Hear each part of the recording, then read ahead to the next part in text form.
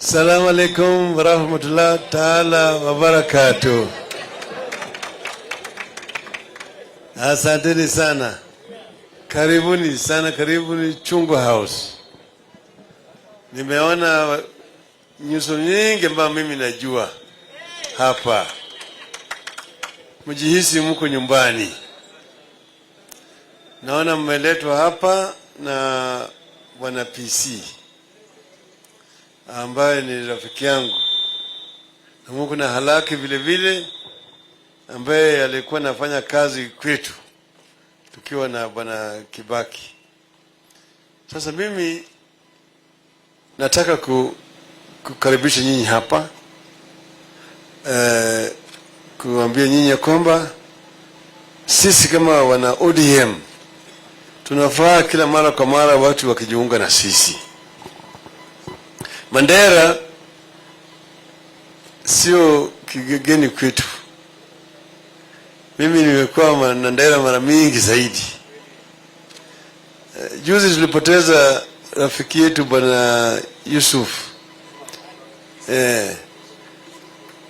ambaye alitukaribisha wakati ile ambaye tukula mara ya kwanza Mandera, tukitolewa kufukuzwa kwa hoteli, akatupeleka kwa nyumba zao.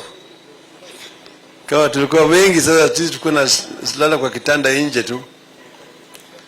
Sasa hapo usiku ni mzuri, hewa safi. Alfajiri BBC ya Kisomali inatuamsha ikitangaza matokeo ya mambo kule. Sisi tunajua kumekucha, kumepambauka. Sasa mara nyingine sisi tulikuwa tunatoka tunavuka mto naenda huko Ethiopia. Tunakaa huko, tunakula mchana yote, jioni ndio sisi tunavuka tena tunarudi kulala pande hii. Siku hizo tulikuwa huko siku 4 hivi. Sasa lakini vile vile ilikuwa ni mafunzo, si kujua Kenya vizuri. Manake pande hili wakati hiyo pande hii watu hawakujua yale ambayo yalikuwa yanafanyika huko. Manake huko ilikuwa imewekwa ati special operation zone, security zone. Watu walikuwa hawakubaliwi kwenda huko hovyo. Sasa pale ukienda unakuta polisi wanavaa uniform kama ile ya jeshi. Na hata tabia yao kila kitu ni kama wanajeshi tu. Na wanakuwa wanatembea kama maadui ya wananchi pale. Wananchi wanakaa pale na hofu mingi kama watu ambao wako katika gerezani. Tukasema hii hatakikani. Mpaka hao watu watolewe kwa jela, manake hawajui wako ndani ya jela.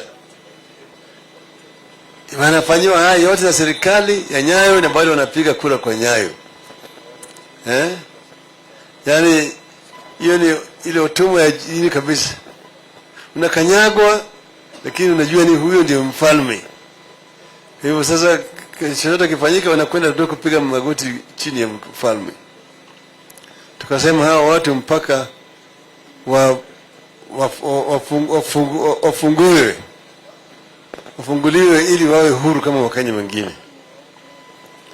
Ndio sababu sisi tupigania tuwe na katiba mpya.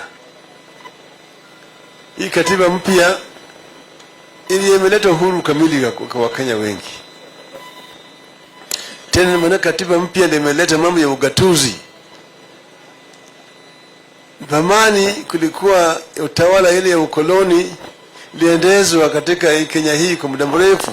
Baadaye kitu ambacho inaitwa ukoloni mamboleo.